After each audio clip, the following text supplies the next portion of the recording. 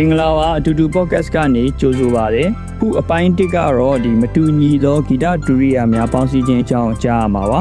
ကျွန်တော်နဲ့အတူတူကိုမင်းသူကပြောပြသွားမှာဖြစ်ပါတယ်ကျွန်တော်တို့ဒီအတူတူဒီ Facebook YouTube နဲ့ဒီ TikTok စာမျက်နှာတွေကနေပြီးတော့လူမှုသဟဇာတဖြစ်စေတဲ့အကြောင်းအရာတွေပါတဲ့ကလေးသချင်းတွေကိုတင်ခဲ့ပါတယ်အခုတစ်ခါကတော့ဒီ podcast တွေဆက်ပြီးတော့တင်သွားမှာဖြစ်ပါတယ်ပေါ့နော်ဒီအခုအပိုင်းတစ်ကတော့ okay ကျွန်တော်ကတော့ Brown မှာကျွန်တော်နဲ့အတူတူရှိနေတာတော့ကိုမင်းသူအောင်ဖြစ်ပါတယ်ဟုတ်ကဲ့ပါမင်္ဂလာပါကျွန်တော်ကတော့မင်းသူအောင်ဖြစ်ပါတယ်ခင်ဗျဟုတ်ဒီနေ့ podcast မှာဒီကျွန်တော်တို့နှစ်ယောက်ကဒီမတူညီတဲ့ဂီတဒုရိယာတွေနဲ့မတူညီတဲ့သချင်းဖန်တီးမှုတွေအကြောင်းကိုဆွေးနွေးမှာဖြစ်ပါတယ်ကိုမင်းသူကျွန်တော်စပြောရမယ်ဆိုတော့ဘယ်ကနေစပြောရမလဲ okay ဟုတ်ပြီကျွန်တော်ကဒီဂီတကိုဒီယူသွတ်တဲ့သူဆိုတော့ဒီငငယ်တွေကဒီဂီတဒုရိယာတွေအတန်တွေကိုစိတ်ဝင်စားတယ်ဂီတတီးရတာကိုလည်းကျွန်တော်ကသဘောကျတယ်ဆိုတော့ကျွန်တော်အမှတ်ရဆိုရင်တော့ဒီ၈တန်းလောက်ထဲကကျွန်တော်ကဒီဟော်လိုဂီတာစတီးရပေါ့နော်ဒီအဲ့အရွယ်တွေကနေပြီးတော့ဒီခုချိန်ထိဒီဂီတာတွေကိုအမျိုးမျိုးဒီလျှက်စစ်ဂီတာဟော်လိုဂီတာစီမီဂီတာအဲ့လိုဂီတာ brand တွေအမျိုးမျိုးအတန်တွေအမျိုးမျိုးစသဖြင့်ကျွန်တော်ပြောင်းလဲပြီးတော့တိခတ်လာခဲ့တယ်ပြီးတော့ဒီဂီတဒုရိယာတွေကိုလည်းလေ့လာခဲ့တယ်ပြီးတော့အထူးသဖြင့်ဒီအတန်တွေပေါ့နော်ဥပမာဒီ guitar effect တွေဒီ distortion နဲ့ဒီ modulation တွေအဲ့လိုအတန်တွေကိုအဲ့လိုဘယ်လိုမျိုးရောနှောမလဲဘာနဲ့ပေါင်းလို့ရှိရင်ဘာအတန်တွေထွက်လာမလဲစသဖြင့်ကျွန်တော်ရဲ့ဒီငယ်ဘဝတစ်လျှောက်လုံးကတော့ကျွန်တော်ကအမြဲတမ်းဒီအတန်တွေနဲ့ပတ်သက်တဲ့အကြောင်းအရာတွေကိုပဲစဉ်းစားနေပြခဲ့တာများတယ်ပေါ့နော်တကယ်တော့လေဒီဂီတကပြောရမယ်ဆိုလို့ရှိရင်ဒီထက်အများကြီးပို့ပြီးတော့နှက်နေပါတယ်တချင်းတစ်ပုတ်ဖြစ်ဖို့အတွက်ကဗျာအဲ့လိုတူရိယာတွေရဲ့အဲ့လိုပေါင်းစပ်မှုညှိနှိုင်းမှုပြီးရင်အဲ့လိုအတန်တွေရဲ့အဲ့လိုတဟဇာတာဖြစ်မှုတွေအများကြီးလိုတယ်ပေါ့နော်ဒါကတော့ကိုမင်းသူအောင်ကတော့ဒီ sound engineer ဆိုတော့ပိုသိမှာပေါ့ဟုတ်ကိုမင်းသူအောင်အဲ့လိုအတန်တွေကိုအဲ့လိုဘလို့စပြီးတော့စိတ်ဝင်လာခဲ့တာလေဟုတ်ကဲ့ကျွန်တော်တန်ဒီကိုစိတ်ဝင်စားဆိုတာတဲ့စာလို့ရှိရင်ဘယ်လိုပြောရမလဲငယ်တော့ကအဲ့လိုမျိုးတရှင်းနေပါလေလောက်ရတော့စိတ်ဝင်စားတာပေါ့အဲ့၈တန်း9တန်းကတော့ဟိုကအဲ့လိုငယ်တော့ကတော့အဲ့လို9တန်း10တန်းတော့အဲ့လိုမျိုးဂီတာတီးတာတို့ကီးဘုတ်လေးပါလေနည်းနည်းအဲ့လိုတည်ယူဘူးတော့ဗျာဒါပေမဲ့တရှင်းလောက်တာကိုပိုပြီးစိတ်ဝင်စားတာပေါ့အဲ့နဲ့ဟိုတိုင်းနဲ့ဟိုမှာ9တန်း10တန်းမှာစတူဒီယိုပါရောက်ဖြစ်ပြီးတော့ဗျာအဲ့လိုမျိုးလုပ်ချင်တာပေါ့အဲ့လိုအဓိကကတော့အဲ့လိုမျိုးကွန်ပျူတာနဲ့တရှင်းတီးတာတွေပါညာအဲ့လိုမျိုးဟာတွေစိတ်ဝင်စားတယ်ပြီးတော့ဆယ်နေပြီးတော့ကျွန်တော်ဦးလေးကအမှသူအတိစတူဒီယိုတစ်ခုမှကျွန်တော်တော့အပ်ထားတာပေါ့အတန်တော့ဖမ်းပေါ့အဲ့ဒီကနေစာရွာပြပါ recording engineer ပြီးတော့အလုပ်ကလည်းအဲ့တည်းကလည်းပြောရမလားမသိဘူးအဲ့လိုမျိုးကိုယ့်ဘာကိုလောက်ထားတဲ့ဆိုင်အဲ့လိုသူများစတူဒီယိုတွေပိုင်းမှာအတန်ဖမ်း engineer ပေါ့ဟုတ်အဲ့ဒီကနေစပြီးတော့လုပ်ပြင်းနေနောက်ပိုင်းတဖြည်းဖြည်းနဲ့အဲ့ဘက်ကိုပဲရောက်သွားဟုတ်တာမန်လူတွေအတွက်နားထောင်မယ်ဆိုရင်တော့ဒီလုံးရဲ့တန်စင်ရဲ့စာသားရဲ့ပါပေါ့တရှင်းတစ်ပုတ်ကကျွန်တော်ဟုတ်ကဲ့ကျွန်တော်တို့ကတော့တရှင်းတစ်ပုတ်ကိုအလွန်အများကြီးနားထောင်ရတယ်လို့မြင်တယ်ခင်ဗျဟုတ်အဓိကကြားတဲ့အတန်တွေရှိရယ်ဥပမာဆိုလို့ရှိရင်ဆိုလိုရဲ့အတန်ဂီတာအတန်ဟုတ်ဂီတာအတန်တို့ပြီး drum အတန်တွေပြီးတော့လူတွေသတိထားမိရဲ့အနောက်ကအဲ့လို noise city လေးပြီးတော့လက်ခုပ်တီးတန်ပြီးတော့ note လေးတစ်လုံးအစားကျွန်တော်အဲ့လိုမျိုးသတိပြုမိရယ်ပေါ့နော်တရှင်းတစ်ပုတ်ကခွဲချမ်းစိတ်ဖြာလို့ရှိရင်တော့ခွဲချမ်းစိတ်ဖြာနိုင်တယ်လို့အလွာပေါင်းများစွာရှိရပေါ့နော်ကျွန်တော်တို့ဒီနေ့သတိပြုရမှာတော့တရှင်းတစ်ပုတ်ဖြစ်လာဖို့ဆိုတာမတူညီတဲ့အတန်တွေကိုအများကြီးကိုပေါင်းဆက်ပြီးတော့ပြုလုပ်ရတာပေါ့ဟုတ်တယ်နော်ကိုမင်းသူပြောတဲ့ဥစ္စာကိုကျွန်တော်ကောင်းကျွန်တော်သဘောပေါက်တယ်ပေါ့နော်ဟုတ်တယ်ပုံမှန်အားဖြင့်တော့ကျွန်တော်တို့ကဒီတချင်းတစ်ပုတ်ကကြည်လိုက်ရင်တော့ပုံမှန်ပဲပေါ့နော်ဒါပေမဲ့တကယ်ဒီဖန်တီးတဲ့သူတွေဒီတကယ်နားလေတက်ကြွတဲ့လူတွေအတွက်ကကြတော့ဒီတချင်းတစ်ပုတ်ဖြစ်လာဖို့ဆိုတော့တော်တော့ဒီမလွယ်တဲ့ကိစ္စပဲပေါ့နော်များစွာတော့ဒီအတန်လေးရဘောင်းများစွာပေါ့နော်အဲ့လိုမျိုးထပ်ထားတာဆိုတော့ဟုတ်တယ်ကျွန်တော်လည်းအဲ့ဒီဥစ္စာကိုပဲကျွန်တော်ပြောချင်တာပေါ့နော်ဒီတချင်းတစ်ပုတ်ဒီဂီတာတစ်ပုတ်ဖြစ်ဖို့ဆိုတာဒီအတန်ကြီးအများကြီးစုပေါင်းထားတာကိုတော့တည်နေတယ်ပြီးတော့ဒီအဲ့မတူညီတဲ့အတန်ကြီးရဲ့အဲ့လိုဘယ်လိုပြောမလဲပေါင်းဆက်ထားတဲ့အလှတရားကိုတော့အဲ့လိုကျွန်တော်ဘယ်လိုပြောရမလဲထဲဝင်ကျွန်တော်စဉ်းစားမိတာတော့ကျွန်တော်ဘယ်လိုပြောမလဲအရင်တော့ကျွန်တော်မကြားသေးဘူးပေါ့နော်ကျွန်တော်တို့ဒီငယ်ဘဝတော့ဒီလိုပဲတချင်းလုပ်မယ်တချင်းတီးမယ်အဲ့လောက်ပဲပေါ့အဲ့လောက်တိုင်းတာလောက်ပဲကျွန်တော်တို့လည်းစဉ်းစားထားရပါတော့ပြီးတော့တချင်းထုတ်မယ်ပေါ့နော်ဒီကျွန်တော်ဒီမှတ်ရပါတော့ကျွန်တော်ဒီချင်းမိုင်ကိုဒီစရောက်တဲ့အချိန်မှာလဲဒီဘာသွားတွေ့ရလဲဆိုတော့အဲ့ဒီ night market မှာရောင်းတဲ့ ဟိုဒီ traditional instrument လေးလေ traditional instrument လေးတွေကိုဟိုကျွန်တော်တို့တွေ့ရပေါ့နော်ဆိုတော့အဲ့မှာဘာလဲဆိုတော့ဒီရိုးရာဒီကျိုးတက်တူရီယာလေးတစ်ခုပါပဲအဲ့လိုဒီကျိုးနှစ်ကျိုးပဲအဲ့လိုမျိုးရှိတဲ့ဟိုပင်ဂျိုလာပါလားအဲ့လိုပုံစံမျိုးလေးပဲပေါ့နော်ပင်ဂျိုလည်းမဟုတ်ဘူးဗျသူအဲ့လိုဒါပေမဲ့အတန်ကတော့တော်တော်မိုက်တယ်ပေါ့နော်ဆိုတော့အဲ့နဲ့ကျွန်တော်အဓိကကျွန်တော်က tuning ကိုကျွန်တော်ကစိတ်ဝင်စားတာလေကျွန်တော်အဓိကဒီ guitar တစ်လုံးပဲဖြစ်ဖြစ်ဘာလဲ bass ပဲဖြစ်ဖြစ်ဘာပဲဖြစ်ဖြစ်သူတို့ဒီ standard ထားတဲ့ tuning ကဟိုဘယ်ပြောမလဲကျွန်တော်တော်တော်စိတ်ဝင်စားစရာကောင်းတယ်ပေါ့နော်အဲ့ဒါကြောင့်ကျွန်တော်အဲ့ tuning နဲ့သူ့ရဲ့ထွက်တဲ့ဒီအတန်ကိုကျွန်တော်စပြီးကျွန်တော်စိတ်ဝင်စားတာပေါ့နော်ဆိုတော့ဒီကောင်ဒီကျွန်တော်ထင်တဲ့အရှိတောင်အာရှမှာတော့ဒီတူရီယာတွေတော်တော်များများသူတို့ဒီဝါနဲ့အဲ့လိုမျိုးပြုတ်လောက်ကြပါတော့ဒီကျိုးတက်ဆိုလို့ရှိရင်ဒီတူရီယာပေါ်မှာပဲအဲ့လိုဒီဝါကိုတွေပေါ်မှာပဲပေါ့နော်ကျိုးတက်တယ်ပေါ့နော်တချို့နှစ်ကျိုးသုံးကျိုးစားတဲ့ပြည့်အဲ့လိုမျိုးတက်တယ်ပေါ့နော်ပြီးတော့ဟိုတကယ်ပဲအဲ့လိုအတန်ကလည်းအဲ့လို soft ဖြစ်ပြီးတော့ဒီ organic အတန်တော့ထွက်တယ်ပေါ့နော်ဆိုတော့ဒါကိုကြည့်ကြရဖြစ်လေကျွန်တော်လူတွေပေါ့နော်အဲ့လိုဘလို့ဒီတဘာဝ material တွေကိုဒီအသုံးပြုပြီးတော့ဒီဂီတကိုဖန်တီးခဲ့ကြလဲဆိုတာကိုလည်းပြသပေးရပေါ့နော်ကျွန်တော်တို့ထင်တယ်နောက်ဒီ modern ဂီတလောကအတွက်ဆိုလဲကျွန်တော်တို့ဟိုမရှိမဖြစ်ပေါ့နော်ဂီတပေါ့နော်ဂီတဆိုလဲဒီအားလုံးကသိတဲ့အတိုင်းပဲဒီစပိန်ကလာတယ်ဒါပေမဲ့ဒီအနောက်တိုင်းကကျတော့သူဒီတစ်သားကိုတော့သူကအခြေခံပြီးတော့သူတို့ကဟိုပြုလုပ်ကြတာပေါ့နော်ဆိုတော့ဟုတ်ကိုမင်းသူအဲ့ဒီရိုးရာတူရီယာတွေနဲ့ပတ်သက်ပြီးတော့ကိုမင်းသူတစ်ချက်ဘယ်လိုဆွေးနွေးပေးခြင်းလဲတစ်ချက်လောက်ဟုတ်ကဲ့ဟိုကကျွန်တော်အင်တာနက်မှာလေ့လာမိသလောက်ပေါ့နော်ရိုးရာတူရီယာတွေကိုကျွန်တော်တို့ပြန်ကြည့်မယ်ဆိုရင်ဟိုရှေးခေတ်ကလူတွေဂီတကိုဘယ်လိုပုံဖော်ခဲ့လဲဘယ်လိုဖန်တီးခဲ့လဲဘယ်လိုအသုံးပြုခဲ့လဲဆိုတော့မရဘူးပေါ့2008ခုနှစ်လောက်ကပေါ့ဟိုဟာဂျာမန်တောင်ပိုင်းမှာနှစ်ပေါင်း4000လောက်တက်တန်းရှိရဲ့ဗျာအဲ့ဒီပလူတစ်ခုကိုဟိုရှေးအောင်သူရတနာပညာရှင်တွေကရှာဖွေတွေ့ရှိခဲ့ရပေါ့အဲ့ဒီပလူရဘာနဲ့လောက်ထားလဲဆိုတော့ဒိန်းငယ်ရိုးနဲ့လောက်ထားတာဗျာလုံခဲ့ဒီနှစ်ပေါင်း4000လောက်တည်းကဟုတ်ကဲ့ဒီတူရီယာတွေကသူတို့စပြီးတီးနေဟုတ်ကဲ့အဲ့လိုသဘောမျိုးဟုတ်ကဲ့အဲ့ပလွေတရှိခဲ့တက်တန်းကတကယ်တော့လူသားတွေဟိုရောက်ပါတဲ့အလဲပိုင်းကိုစတင်ပြောင်းရွှေ့လာတဲ့အချိန်နဲ့တွားပြီးတော့ကိုက်နေရပေါ့နော်သူတို့ကအဲ့တူရီယာတွေအသုံးပြုပြီးအချင်းချင်းတွေးဆုံတာတွေလုပ်တယ်ပြီးတော့လူမှုဘဝမှာဟိုချိတ်ဆက်ရပို့လွယ်အောင်လုပ်ကြရတယ်ပေါ့အဲ့အတန်နဲ့ချိတ်ဆက်ဖို့ပေါ့ဟောဥပမာအဲ့ပလွေမှုတ်ပြီးခေါ်တာဖြစ်ဖြစ်အဲ့လိုဟိုတတိပေးတာဖြစ်ဖြစ်အဲ့လိုမျိုးပေါ့နော်တတင်းစကားပေးတာပဲလုပ်ခဲ့ကြရဟုတ်လုပ်ခဲ့ကြရလို့ပညာရှင်တွေကခံမှန်းနေပေါ့နော်တကယ်တော့ဂီတကိုကျွန်တော်တို့ကဂီတ theory တွေပြီးတော့နံပါတ်တွေကနန်းတွေကော့ရင်နဲ့နားမလည်သေးတဲ့အချိန်ကတည်းကလူသားတွေကဂီတတစ်ဆင့်ဆက်သွယ်နေကြတယ်ပေါ့ဟိုကြောက်ဖြစ်မှာကတည်းကလူသားတွေကအတူကအော်တာတွေပြီးတော့အတန်ထုတ်တာရွတ်ဆိုတာတွေဟိုကဆိုင်းလို့ဘုံလို့လိုမျိုးစီးချက်ဖန်တီးရဲ့တူရီယာကိုတုံပြီးတော့တူတူဆူဝေးပြီးတော့တီဆိုတာတွေဒီမှုတ်တာရှိခဲ့ကြတယ်ပေါ့ပြီးတော့တူရီယာတန်တွေဂီတတန်တွေကိုတုံပြီးအမဲလိုက်တဲ့အခါမှာအသုံးပြုကြရတယ်ဗျပြီးတော့စစ်တိုက်တဲ့အခါမှာလည်းအသုံးပြုတယ်ပြီးတော့အရေးပေါ်ချက်ပြတဲ့နေရာမှာလည်းအဲ့ဒီတူရီယာတွေကိုအသုံးပြုခဲ့ကြတယ်ပေါ့ဟုတ်ကဲ့အဲ့ဒီအချိန်ကနဦးကာလမှာတည်းကလူသားတွေကဘယ်တန်းဘာလို့ဘယ်တန်းဘယ် frequency ဘယ်လောက်ဆိုတာတွေကိုသိချင်မှသိမယ်ဗျဒါပေမဲ့အဲ့တန်တွေကနားထောင်ကောင်းရုံထက်ပိုပြီးတော့လှုပ်ဆောင်နိုင်မှုရှိရဗျဒီတန်တွေကိုအတူတူပေါင်းပြီးတီးခဲ့လို့ရတယ်တီးမို့တီးဆိုလို့ရတယ်ဆိုတာနားလည်ခဲ့ကြတယ်ဟို theory ပဲမသိခင်နဲ့ရပါဟုတ်အဲ့ဒီချိန်တွေကအတန်တွေကတစ်ခုနဲ့တစ်ခုညီချင်မှလည်းညီမယ်ဗျဟို formula တစ်ခုလည်းဝင်ချင်မှလည်းဝင်မယ်ဒါပေမဲ့အဲ့ဒီအတန်တွေကိုဟိုစူပေါင်းပြီးတော့ဖတ်ပေါ်လာတဲ့ဟာကိုဟိုဂီတလို့သတ်မှတ်ခဲ့ကြတယ်ပေါ့အဲ့ဒါကိုအတန်မညီလို့အတန်တွေမတူလို့ပေါင်းလို့မရဘူးလို့တော့ပြောလို့မရဘူးပေါ့တဲ့ဟိုဘရောင်းလို့ပြန်လည်းမသိဘူးဟုတ်တယ်ကိုမင်းတို့အဲ့ဒါလေဟိုကျွန်တော်နားလေတော့เนาะဒီအဓိကကတော့ဒီတူရီယာတွေကိုကျွန်တော်တို့ကဒီတစ်ခုချင်းစီဒီနားထောင်တဲ့အခါမှာဒီအတန်တစ်မျိုးချင်းစီပေါ့เนาะဟိုဒါကိုမင်းတို့လည်းသိပါတယ်လားတီချာဖြစ်တည်နေတာကိုတော့တွေ့ရတယ်ပေါ့เนาะဟိုဘယ်လိုပြောရမလဲဒီတူရီယာတိုင်းမှာလည်းသူ့ရဲ့ဟိုကိုပိုင် character ရှိရတယ်เนาะဟိုဒီဥမာဟိုကျွန်တော်တို့ဒီ rock DY တခုမှဆိုလဲဒီသူ့ရဲ့ဒီအသုံးပြုတဲ့ဒီ bass တူရီယာနဲ့ဒီ guitar နဲ့ဆိုလို့ရှိရင်သူ့ရဲ့ frequency ကဟို bass ကပေးနိုင်တဲ့ဒီအနှိမ့်ဆုံးနဲ့ဒီ guitar ကပေးနိုင်တဲ့အမြင့်ဆုံးကတော်တော်ကြီးကို range ကအဲ့လိုတော်တော်ကွာတယ်ပေါ့နော်ဒါပေမဲ့တို့တော့ကျွန်တော်တို့ဒီ rock guitar မှာတော့ဒီ bass နဲ့တူရီဒီ bass နဲ့ပေါ့နော်ဒီ guitar နဲ့ကဒီနှစ်ခုပူးတွဲပြီးတော့ဒီတီးခတ်မှသာလဲဒီဟိုပြည့်စုံတဲ့ဒီ rock guitar ဖြစ်တယ်လို့တော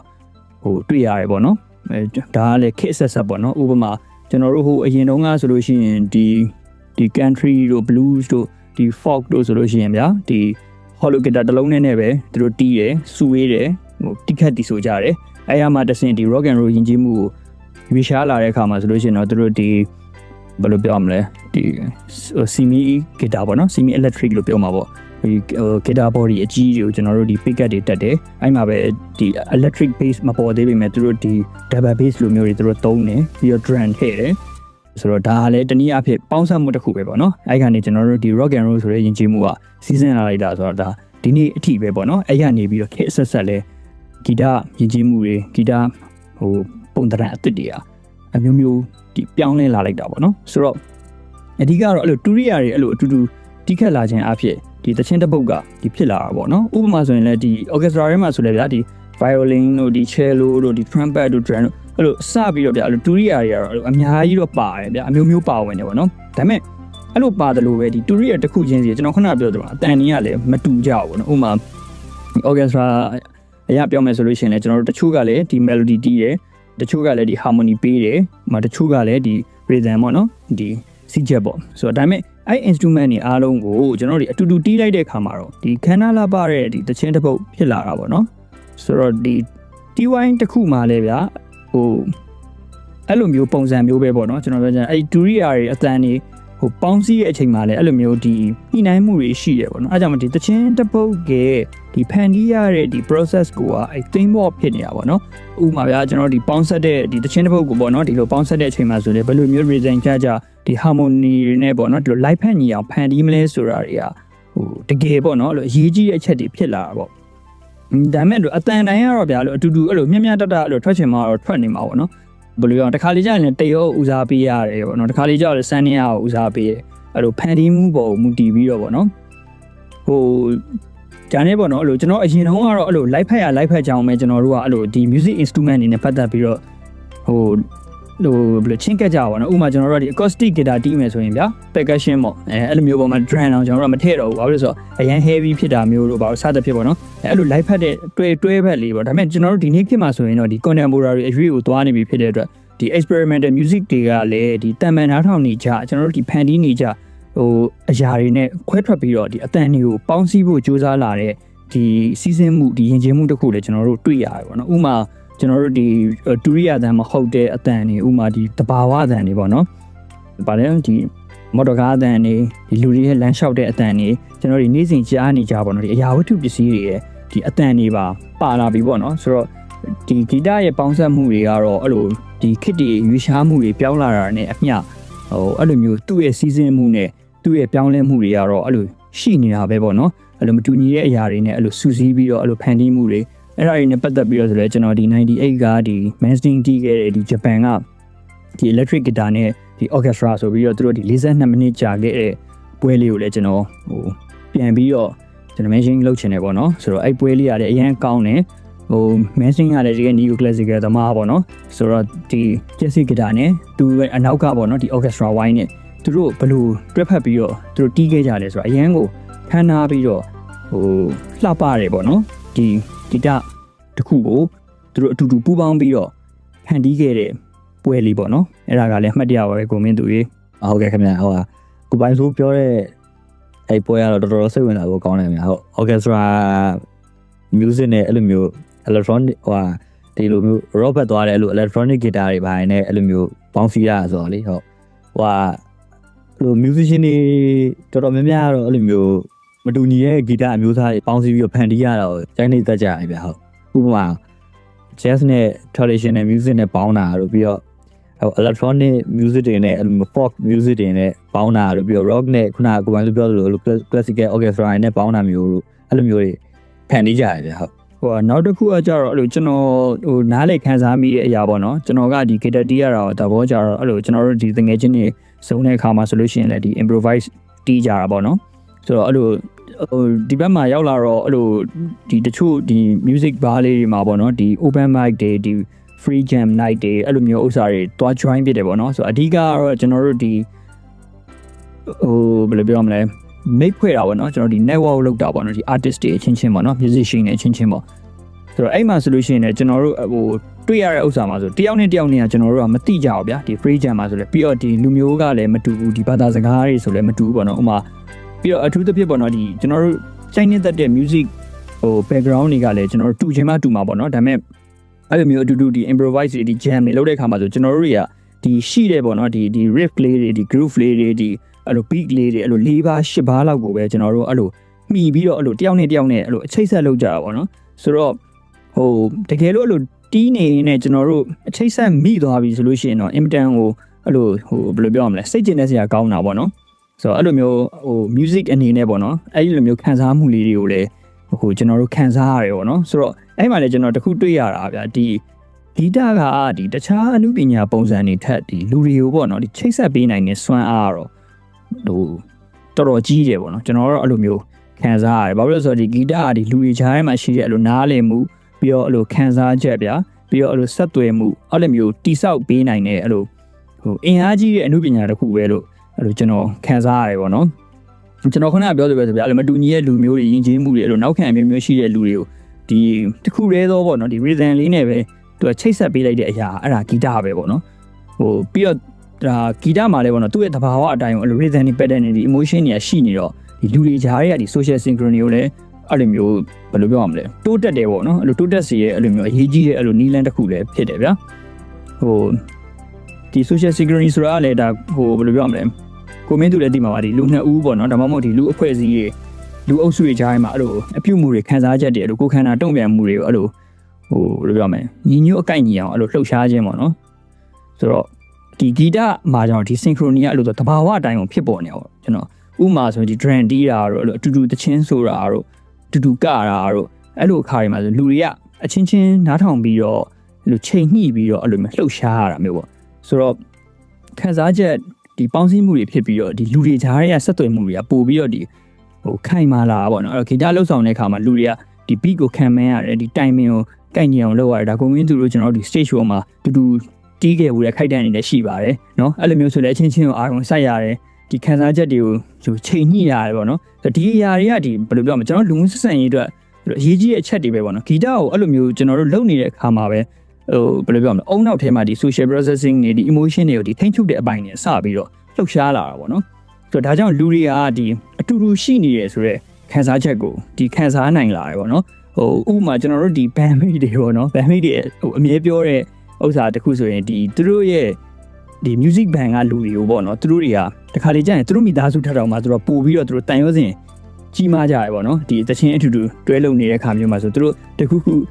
member အကွဲပြဲဖြစ်တဲ့အခါမျိုးတွေစိတ်ခံတဲ့အခါမျိုးတွေမှာဆိုကျွန်တော်တို့တွေကဒီမိသားစုကိုဆုံးရှုံးရတဲ့လောက်ကိုပဲသူတို့ကအဲ့လိုဝမ်းနေကြည့်ခွဲကြရပေါ့နော်ဥပမာကျွန်တော်ဒီ FN74 fan မှာဆိုလဲ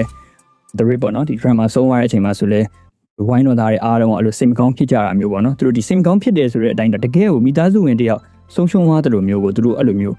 ဝမ်းနေကြည့်ခွဲကြရပေါ့နော်အဲ့လိုမျိုးဟာတွေကိုလည်းဒီဂီတရဲ့ဒီဆက်နွယ်မှုတွေကြားရနေပြီးတော့ကျွန်တော်တို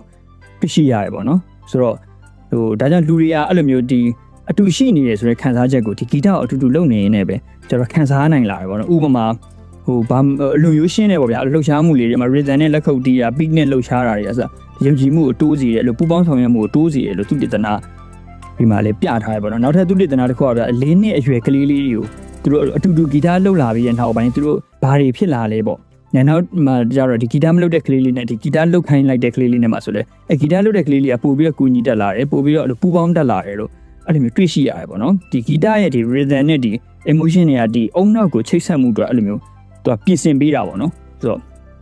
အဲ့ဒါမျိုးတွေလေဟိုကျွန်တော်တို့တွေ့ရတယ်ပေါ့နော်ဟုတ်ကိုမင်းတို့နောက်တစ်ခုကကျတော့ဒီကလေးအကြောင်းပြောလို့ပါကျွန်တော်တို့ကဒီတခါလေကြမှရင်ကျွန်တော်တို့ဒီကြီးပြင်းမှုပေါ့နော်ဒီကြီးပြင်းမှုမတူတာတော့ဒီပတ်ဝန်းကျင်မတူညီတဲ့အရာတွေပေါ်မှာမူတည်ပြီးတော့ကျွန်တော်တို့တချင်းနားထောင်တာလည်းအဲ့လိုမျိုးကွဲပြားတယ်ဥမာကိုမင်းတို့ရောငယ်ငယ်တော့ဗာ music ကြိုက်တာလဲတစ်ချက်တော့ကျွန်တော်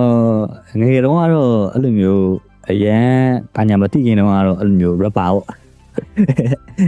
hip hop ဘာညာအဲ့လို R&B တွေပါအဲ့လိုမျိုးကြိုက်တယ်ဗျာဟုတ်ဒါပေမဲ့နည်းနည်းတီးလာတဲ့အချိန်မှာတော့အဲ့လိုမျိုးဟို metal တွေပါစပြီးတော့တီးလာပြီးတော့အဲ့လိုမျိုးအဲ့ဒီဂီတဘက်ကိုပို့ပြီးတော့ကြိုက်သွားတယ်ပေါ့ဟုတ်တယ်အဲ့လိုမျိုးလေးမှာကိုမင်းသူဆိုလဲကိုမင်းသူကြိုက်တဲ့ဟိုဒီငယ်ဘဝတော့ music တွေရှိမယ်ကိုမင်းသူအသက်အရွယ်ပြောင်းလဲလာတဲ့အခါမှာနောက်ထပ်ပြောင်းလဲသွားတဲ့ music တွေရှိရပါတော့ဆိုတော့ကျွန်တော်တို့ solution နဲ့အဲ့လိုပဲပေါ့နော်အဓိကကျွန်တော်တို့ရဲ့ဒီဖက်တမ်းမှုနဲ့ຢာတွေပေါ်မှာမူတည်ပြီးတော့ဒီ music အမျိုးအစားတွေပြောင်းလဲသွားတာပေါ့နော် ဆိုတော့ငငယ်တုန်းကတော့အဲ့လိုမျိုးဟိုကိုနားထောင်တဲ့ဟာဟိုပဲအဲ့လိုကောင်းတယ်လို့ထင်ကြရလေเนาะဒါပေမဲ့အဲ့လိုမျိုးလည်းမဟုတ်ပါဘူးတကယ်ကဒီ music အမျိုးအစားတိုင်းကလည်းဟိုသူ့ဟာနဲ့သူပေါ့နော်ဟိုကောင်းကြပါတယ်ပေါ့နော်ဆိုတော့အဲ့လိုမျိုးဒီဟိုမတူညီမှုတွေဒီ background တွေပုံမှာမူတည်ပြီးတော့လည်းအဲ့လိုကျွန်တော်တို့ကဘယ်သူကတော့ပိုကောင်းတယ်ဘယ်သူကတော့ပိုမကောင်းစသဖြင့်ဟိုအဲ့လိုမျိုးလဲကျွန်တော်တို့တယောက်နဲ့တယောက်နဲ့အပြန်အလှန်ဟိုအကဲဖြတ်စရာလဲအဲ့လိုမျိုးတော့မလိုဘူးလို့ထင်တယ်ဗျဟုတ်ကိုမင်းသူဟုတ်မတူတာတော့မဖြစ်မနေ conflict ဖြစ်ရမယ်ဆိုတဲ့သဘောမျိုးတော့မဟုတ်ဘူးဗျ music ကကျွန်တော်တို့အရေးကြီးတဲ့ lesson တစ်ခုပေးတယ်ပေါ့နော်။ဘာလဲဆိုတော့ဟိုအတန်မတူတဲ့တူရီယာတွေတော့ harmony ဖြစ်အောင်ဖန်တီးနိုင်တယ်ဗျာ။ဟိုတူရီယာတစ်ခုနဲ့တစ်ခုနားထောင်ပြီးပေါင်းလုပ်တဲ့အခါမှာ music ကပို့ပြီးလှပလာတယ်ပေါ့။လူဖွဲ့စည်းရလဲထုံနီး၎င်းပဲပေါ့ဗျာ။ဟုတ်မတူညီရာတွေပေါင်းစည်းရင်ပို့ပြီးတော့လှပနိုင်မယ်ဆိုတဲ့သဘောမျိုးပေါ့ခင်ဗျာဟုတ်။ကျိုးနှကျိုးပဲရှိတဲ့ instrument တော့မှလှပတဲ့ music ကိုဖန်တီးနိုင်တယ်ဗျာ။ဟိုတူရီယာတွေအများကြီးပေါင်းလာတဲ့အခါအဲ့ဒီ music ကပို့ပြီးတော့ကြီးမားလာတယ်ပေါ့။လူဖွဲ့စည်းတဲ့အဲ့ဒီပုံမျိုးပါပဲလူတွေမတူကြပါမယ်အတူနေထိုင်ပြီးတော့ harmony ဖန်တီးနိုင်ပါတယ်ခင်ဗျဟုတ်ကိုမင်းတို့ဟုတ်ကျွန်တော်ပြောရရင်လည်းနည်းနည်းများသွားပြီဆိုတော့ကျွန်တော်နည်းနည်းပြောလိုက်မယ်နော်ဆိုတော့ကျွန်တော်ခုနကဒီမတူညီတဲ့ဒီ music background တွေကိုပြောတဲ့ဥစ္စာမှာဆိုလဲဟိုကျွန်တော်တို့ငယ်ငယ်တော့ပေါ့နော်ကိုမင်းတို့မင်းကတော့ rapper မို့လို့မင်းကတော့ rocker မို့လို့ဆိုရင်ကျွန်တော်တို့ဒီ new metal ဆိုတဲ့ဒီအခင်းချင်းကိုချပြလိုက်တဲ့အခါမှာတော့ဟိုဒီ rap ကောဒီ rock ကောပေါ့နော်အဲ့လိုမျိုးနှစ်ခုကိုအဲ့လိုတကယ်ကိုရောထွေးပေးလိုက်တယ်လို့နှစ်ခုကိုမတူညီတဲ့ဟာတစ်ခုကိုတိဆိုင်ပေးလိုက်တယ်လို့ပဲအရန်ကိုဟိုကောင်းနေပေါ့နော်ဒီဂီတပုံစံအသစ်တစ်ခုကိုအရန်လွတ်လပ်သွားတာပေါ့နော်အဲ့လိုမျိုးကိုလည်းကျွန်တော်တို့တွေ့ရတယ်ပေါ့နော်ဟိုအနည်းချုပ်ပြောရလို့ရှင်တော့ဗျာကျွန်တော်ဒီကိုမင်းသူခဏပြောခဲ့တဲ့ဒီတိတ်ငဲ့ရိုးနဲ့လှုပ်ထားတဲ့ပလွေလိုမျိုးပေါ့ဟိုမှာနှစ်ပေါင်း4000လောက်ထဲရဗျာလူတွေကဒီဒုတိယအသုံးပြုခဲ့ကြပြီအသုံးပြုနေပြီပေါ့နော်ဆိုတော့အမှအဲ့ဒုတိယကိုသုံးပြီးတော့သူတို့ကဒီ notes တွေ rhythm တွေမသိရင်တော့မှသူတို့ကဒီဒုတိယကိုတချင်းတီးမုတ်တီးဆိုတယ်ဆိုတော့ဟာတစ်ခုထပ်ပေါ့နော်သူတို့ဒီလူတွေကိုစူးစီးဖို့အချက်ပြဖို့စသဖြင့်သူတို့ဟာဒီဒုတိယဒီအတန်တွေကိုသူတို့ကအသုံးပြုပြီးတော့သူတို့ရဲ့ဒီဘဝအနေထိုင်မှုမှာပေါ့နော်သူတို့ကတစ်စိတ်တစ်ပိုင်းဖြစ်ပေါ့နော်ပါရှိနေပြီပေါ့နော်ဆိုတော့ကျွန်တော်တို့ဒီနေ့ခေတ်မှာဆိုလို့ရှိရင်လည်းဗျာဟိုဒီ music ဟိုကြော်ရိုးတွေမှာမဟုတ်ဘူးပေါ့နော်ကျွန်တော်တို့ဒီမတူညီကွဲပြားမှုတွေဒီလူဖွဲ့စည်းမှာအမျိုးမျိုးရှိတယ်ပေါ့နော်ဒီ orchestra တစ်ခုအနေနဲ့ကျွန်တော်တို့ဥပမာပေးရရင်ဗျာ orchestra တစ်ခုလုံးကိုခန္ဓာလှပအောင်ဆိုရင်တော့ဟုတ်တယ်ဒုတိယတွေအားလုံးကတော့တစ်ခုချင်းစီမှာသူ့ရဲ့ပင်ကိုအတန်တွေရှိတယ်ပေါ့နော်ဆိုတော့ဒီအတန်တွေအားလုံးကိုစုစည်းပြီးတော့လှပဖို့အတွက်ကြတော့ short တင်တဲ့ဟာ short harmony ပေးတဲ့ဟာပေး rhythm လိုက်တဲ့ဟာ like ပို့ပြီးတော့ပေါ့နော်အဓိက main နေရာမှာဒီနေရာမှာ piano ကတီးမယ်ဆိုတဲ့ piano အားလုံးကဝိုင်းပြီးတော့ပန်ဖို့ဒီတစ်ခါမှာတရောဆိုရင်ကျွန်တော်တို့ကတရောကိုအားလုံးကဝိုင်းပြီးတော့ပန်ဖို့အဲ့လိုမျိုးဒီမျှကြည်လေးနဲ့တဟဇာတာဖြစ်အောင်ပေါ့နော်အဲ့လိုဒီလိုဖန်တီးမှသာလင်ဒီအင်မတန်ကိုဒီလှပပြီးတော့ကောင်းမွန်တဲ့ဒီတချင်းတစ်ပုတ်ပေါ့နော်ပြည့်စုံတဲ့တချင်းတစ်ပုတ်ဖြစ်လာမယ်လို့ကျွန်တော်တို့ဟိုသိရှိရပါတယ်ဟုတ်ပါပြီကိုမင်းတို့ရေဟုတ်ကဲ့ပါခင်ဗျာအတူတူ podcast ရဲ့ပိုင်းတစ်ဖြစ်တဲ့တူညီရဲ့ဂီတတူရီယာအများပေါင်းစည်းအကြောင်းကိုပြောပြဆွေးနွေးခဲ့ကြတာဖြစ်ပါတယ်ခင်ဗျာဒီဘိုင်းမှာပါဝင်ဆွေးနွေးပြီးသားတဲ့ကိုဘရောင်းကိုလည်းကျေးဇူးတင်ပါတယ်နောက်တစ်ပတ်ဘိုင်းနှစ်မှာလည်းတူရီယာဘယ်လိုအကြောင်းအရာမျိုးတွေကိုဆွေးနွေးကြမလဲဆိုတာဆက်လက်စောင့်ကြည့်နားထောင်ပေးကြပါဦးနော်ကျွန်တော်တို့ podcast ကိုနားထောင်ပြီးအချိန်ပေးရှင်တာဆွေးနွေးရှင်တာရှိရင် comment box မှာရေးပေးခဲ့ဖို့ဖိတ်ခေါ်ပါတယ်ခင်ဗျာအတူတူ podcast ကို Spotify Apple podcast များမှာနားဆင်နိုင်ပါတယ်ဟုတ်ကဲ့ကျေးဇူးပါဟုတ်ကဲ့ပါအားလုံးပဲကျေးဇူးတင်ပါတယ်ခင်ဗျာ